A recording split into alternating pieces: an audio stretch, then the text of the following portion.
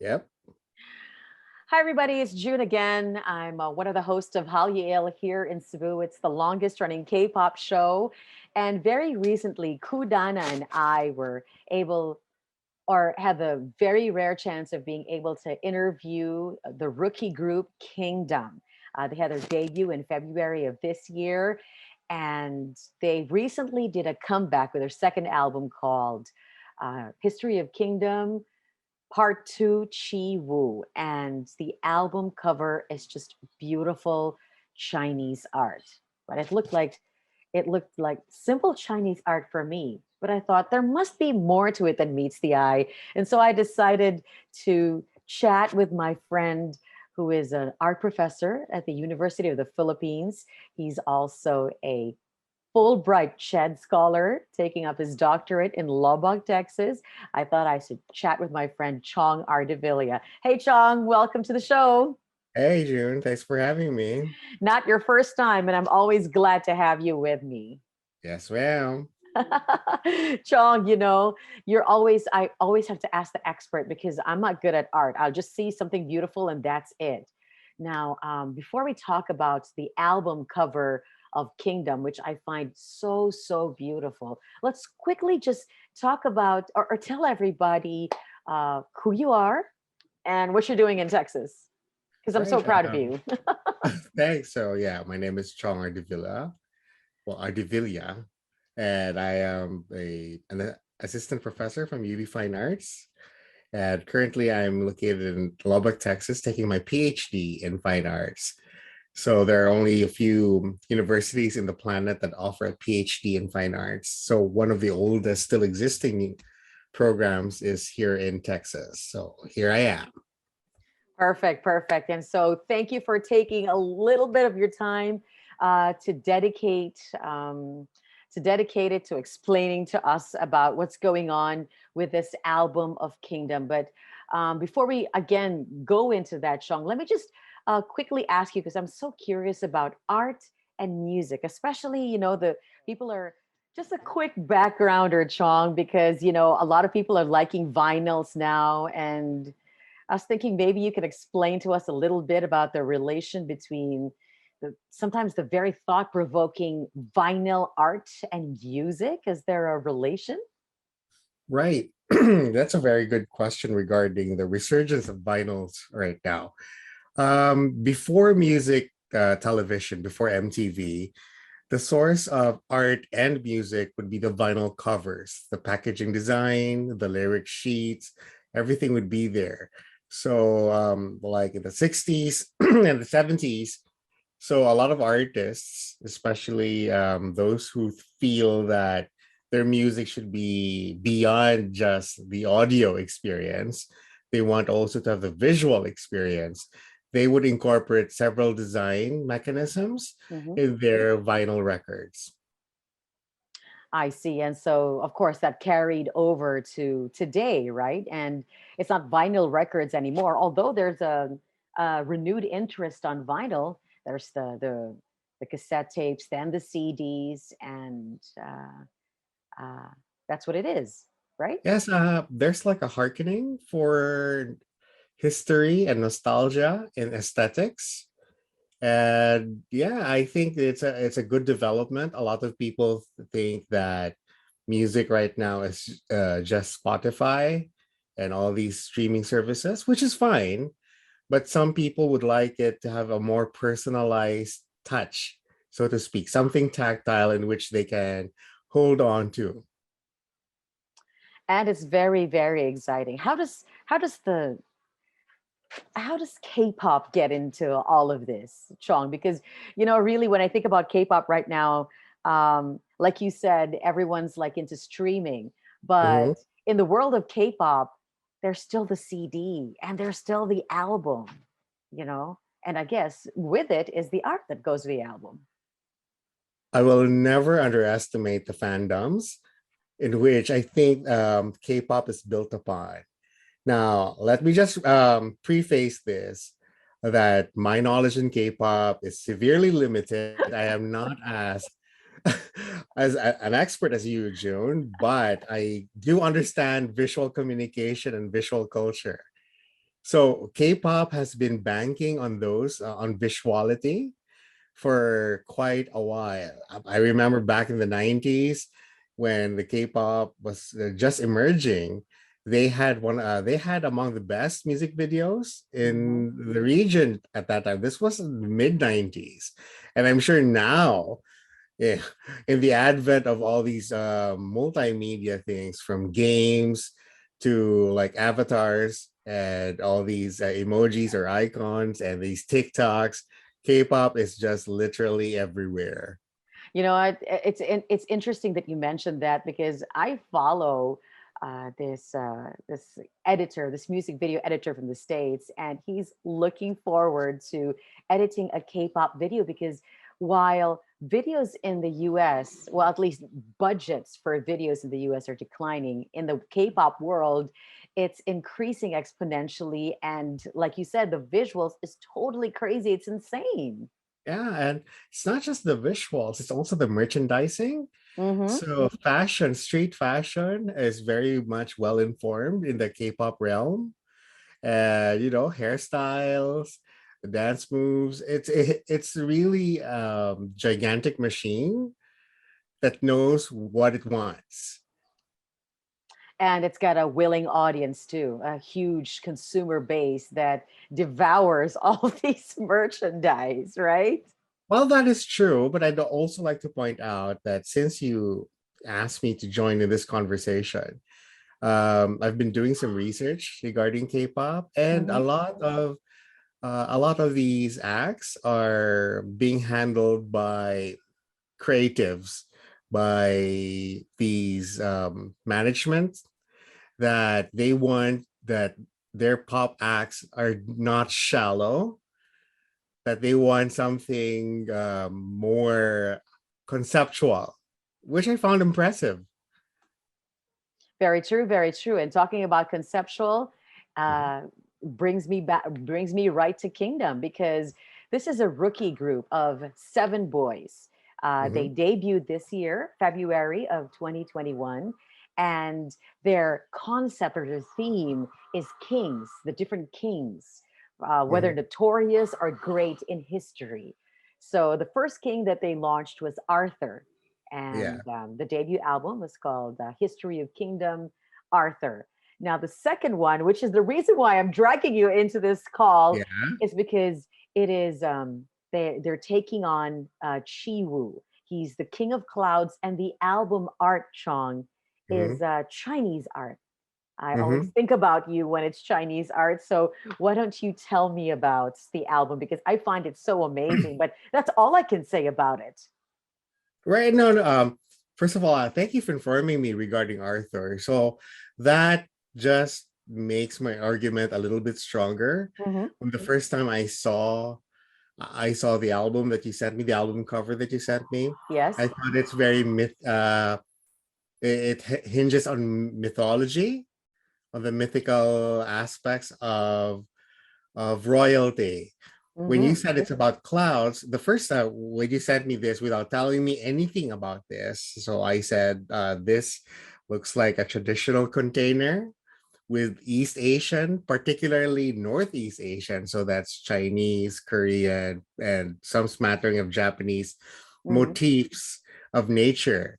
And I pointed out, you can see at the top corners that those are dragon spines. Oh, So the it's the ones on tails, the yeah, left and the right. yeah. So those are like the tail ends of dragons with tongues of fire. So I have a feeling that this is a portion of an older design that has been spliced and duplicated and reflected to make it look like there's a mirror-like symmetry. Oh, okay. Mhm. And if you, it's highly abstract now, but I was taking a look at it and I could see that this is like a compounded image, meaning it's like image upon image of fantasy of both flora and fauna. I can see that there are blossoms and water patterns, tongues of fire, and dragon. And when you said sky, okay, it makes sense. So now this is like a pattern of elevation towards the sky. Oh. Yeah, so because of the presence of the dragon spine, it is royalty for me, or at least it is being held as a high regard. And I think this is to connect to the other king, King Arthur, which nobody really knows if he existed or not, but it's still very much present in not just English consciousness, but not just English literature, not but global consciousness. King Arthur is one of those kings I think that has a lot of movies based on him and his realm. For sure, definitely. And it's amazing because each member is introduced as a king and they were slowly introduced. So it's just because they debuted in February. So there's just two kings. So there will Mhm. be different kings as the months go on. So it's very cool. So it's just interesting that the first king is English, Arthurian, King Arthur, and then the second king would be East Asian, or I think this is based on the Chinese decorative art that I've seen. So I wonder what sort of kings that will follow. Will they be modern kings? Will they be historical kings as well? So yeah, I think they're historical kings. So there might be Ivan the Great might be there. So historical or notorious kings actually. Ivan the Russian Tsar, Yes, the Russians are. Yeah, yeah. but he's Ivan the Oh, Terrible. Ivan the Terrible. Yeah, I get Yeah, that. Yeah, yeah, yeah, or something like that. But this is right. the two that they've revealed so far. Well, it's interesting, and I also asked you about the color, and I think Hmm. from my eye, I see it's the color teal, which holds a lot of significance for Chinese art. It holds teal is very much mired, no, not mired, but attached to immortality and fantasy. And then you said it's two albums. I mean, two Yes. boxes. Yes, two So albums. Yes. one is teal and the other one is red.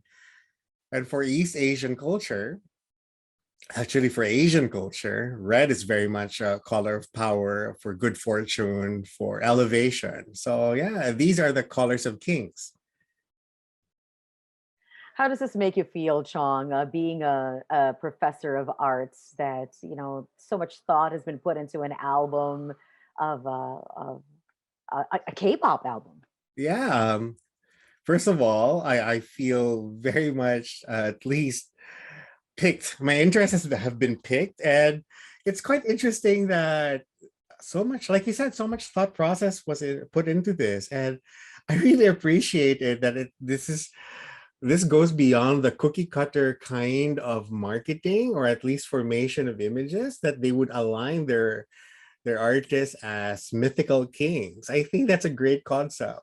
And and how many are they, June? These bands, the band Uh, member? there's seven of them. There's seven, so there's going to be five more regarding Kings. If I am not okay, June and you and I are friends, but Okay. you know that I don't listen to K-pop, but I'm interested in what they're gonna produce next, because this this is interesting because K-pop is a global phenomenon. And what they're doing right now is if the first king is King Arthur, and this one is the Chinese king, or at least an East Asian king, they're trying to attach K-pop to royalty that is global in stature. So that's an interesting point of view. This is not kingdom anymore. This is planetary. If they're going to have different kings from different areas Oh. from different times, I think that's a great boastful kind of way of proclamation that we have the great acts right now.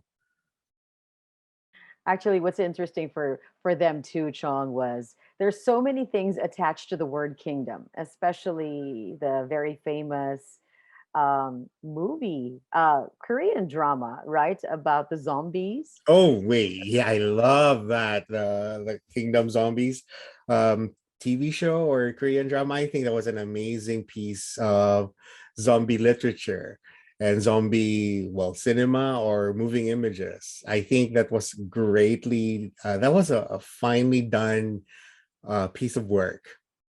Yeah, and so they were saying, When you look up the name Kingdom, that's the first thing that comes out. So in a way, they were saying one day when you look up Kingdom, maybe it's going to be the idol group now. So they're kind of aspiring towards that level. Yeah, they're trying to shift away the focus from Kingdom, which have zombies that are mindless consumers, to Kingdom. Yeah, Okay. if you take a look at monster theory, zombies are actually could be aligned to mindless consumption. You just bite and eat and chew off and just infect others. And I think that's a great way of shifting away to Kingdom into a more historical point of view, historical and mythical point of view.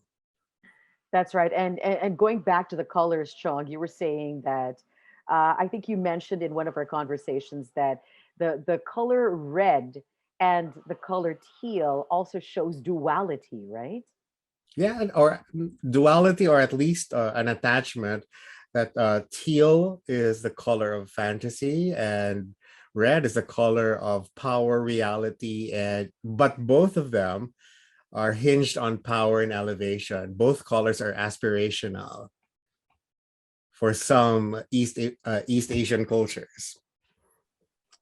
That's just truly, truly amazing. And I'm really glad that you could come over and share these things with me. What are your thoughts finally, Chong, about maybe art enthusiasts right now, or maybe even Kingdom fans that will be watching this reaction video to the album that they have? Any thoughts that you'd like to share with everybody right now? Oh, just like what you did for me, June, that you're making me expand my point of view.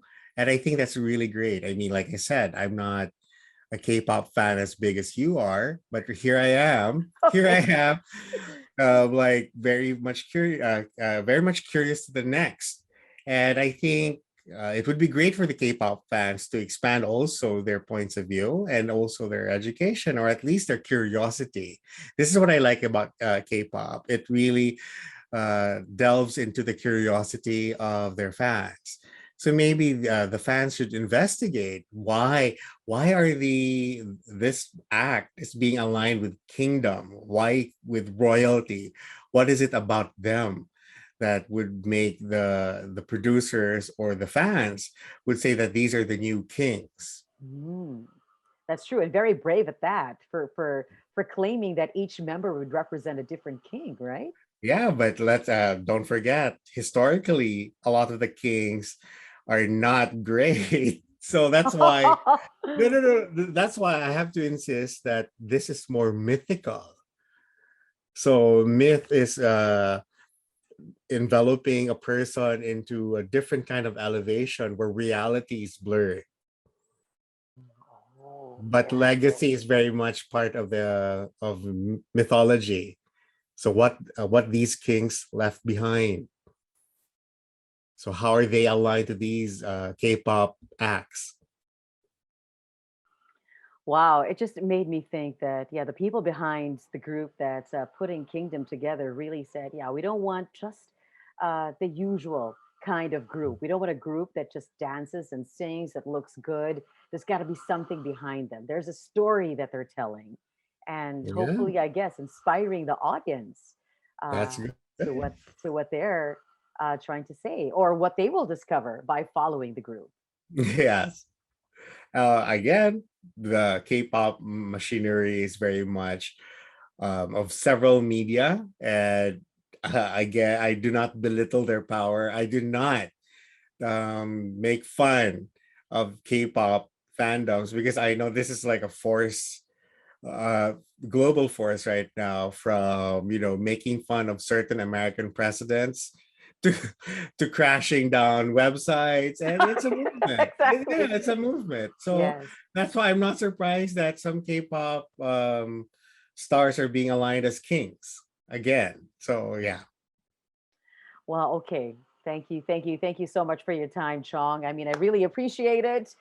Giving us your background on, or giving us your point of view on this album of Kingdom. And we're looking forward to hearing some more from you, I guess, in terms of Yeah. K-pop and the world of arts. I Let mean, me holler, right? let me just say that even here in faraway Lubbock, Texas, so the other week that there was this, the first day of classes started here in the university, and there were people who are like carrying posters of K-pop here in Lubbock, Texas. Okay, So, okay. this is the land of cattle and cowboys, but Okay. you got cowboys, cow people here that are K-pop fans. So it's a global reach indeed. It really is indeed. And thank you for sharing your insights with us today. We really appreciate it. I mean, you're making us see that, what Kingdom is doing is something really, really thought provoking and very interesting too. Yes, ma'am. So Thanks for having me. thank you so much, Chong, and you have a good day. Okay. Till next time. All right, ciao. Okay. Bye bye. Bye.